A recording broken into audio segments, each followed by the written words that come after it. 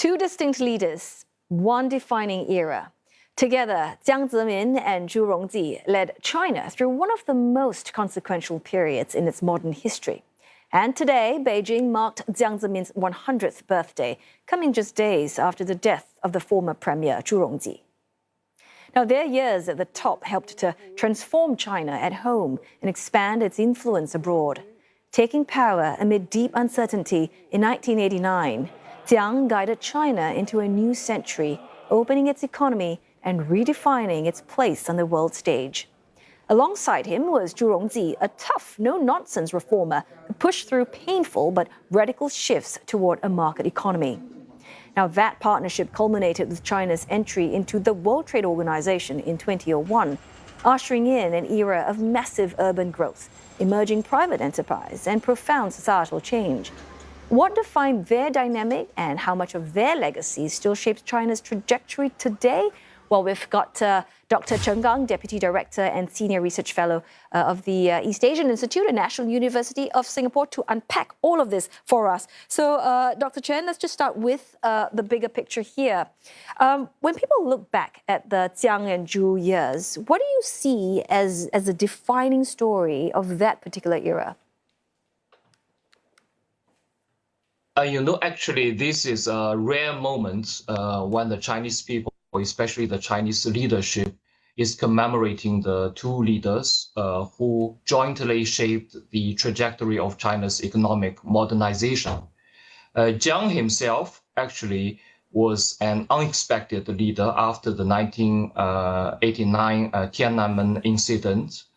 He was facing tough internal and external challenges, including China's economic stagnation, as well as the international isolation, especially the sanctions from the Western countries over China's human rights issues. Jiang was adapting to all these challenges by following Deng Xiaoping's economic liberalization policies.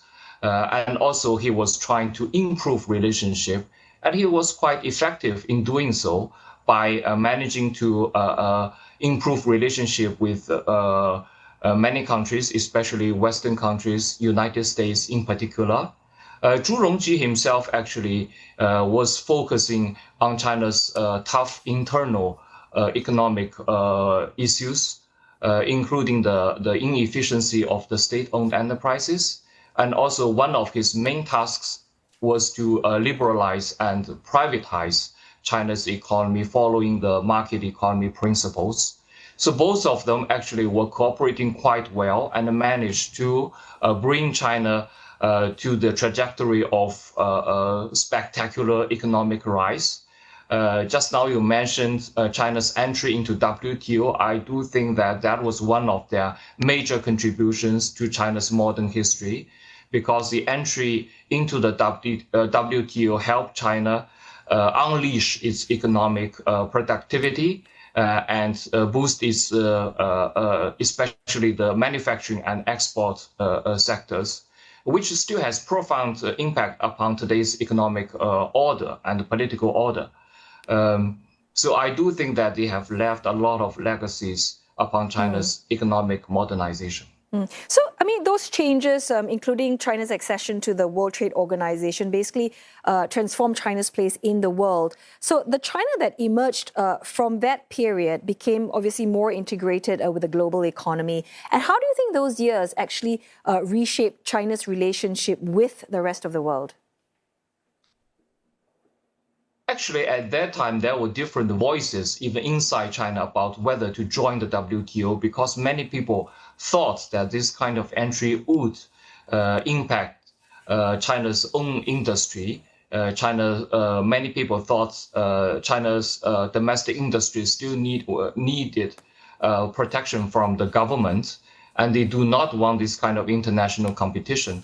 Zhu Rongji managed to persuade different interest groups, and also he was smart in using this kind of external pressure of the WTO entry to push a lot of Chinese domestic reforms, including the state-owned enterprise reforms, the legal reforms, as well as the privatization of many sectors. So actually, the entry into the WTO became a very positive news for China later on. And a lot of people understood that actually it was painful at the moment, but it gave China tremendous benefit in the long run. And Dr. Chen, we fast forward today, China is obviously operating at a rather very different environment. How does China's approach today, I mean, how its governance today compares with the Jiang and Zhu era? I mean, you've talked about a lot of policies and ideas being continued, but also where do you see a clear shift, a different direction that the current administration is taking? Of course, currently China is in the era of Xi Jinping, which is very different from Jiang and Zhu's era. The market economy continues, but there are more regulations from the government, and economic growth sometimes is not prioritized in front of national security. And the relationship with many other countries, especially with Western partners, are not that satisfactory as compared to Jiang and Zhu's era. And Xi Jinping these days, I think he emphasizes more on China's domestic capacity, the self-reliance, the dual circulation. But I do think that China's reform and opening up continue. The market economy continues, the privatization continues. Actually, if we look at the number of billionaires and millionaires in China, I do think that the number is still on the rise if we still follow the number of IPOs on the China's stock market. Especially recently, some domestic companies got listed doing businesses in memory chips or robotics. So I do think that the animal spirit is still there in China.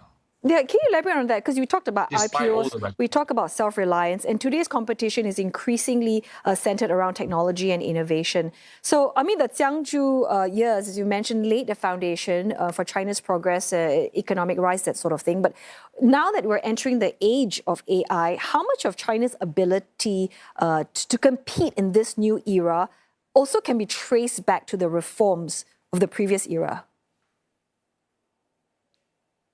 Actually, I do think that Jiang-Zhu and Xi Jinping, actually, they do share some kind of consensus, which is that China has to use the external pressure to push China's own reforms and also to push the Chinese entrepreneurship forward.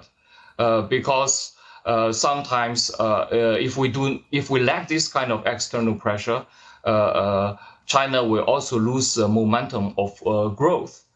So for Jiang Zemin and Zhu Rongji's time, they think that the WTO entry was the pressure. And now Xi Jinping thinks that the geopolitical tension, the competition with the United States, and to some extent, the sanction from the West can also be used as a kind of pushing force for Xi Jinping to stimulate the entrepreneurship in China. And we do see that there are some breakthroughs in some key sectors, despite the sanctions from the United States. So, Dr. Chen Gang, finally, as people are reflecting on their legacy, and you mentioned about using external pressure to push for entrepreneurship, but aside from that, what do you think is the next big lesson that today's policymakers, I mean, whether they're inside or outside of China, might draw from that period? What would that be? Actually, there are still many lessons for today's leadership to learn from. For example, there are side effects for Jiang and Zhu's reform. Despite their strong rhetoric on corruption, on pollution, actually the corruption and pollution remained unchecked in those days. And also, I think there was the unfair distribution of wealth during this progress. Zhu Rongji's state-owned enterprise reform actually also led to the layoff of millions of workers in some provinces. So there are costs and side effects for this kind of painful reform and opening.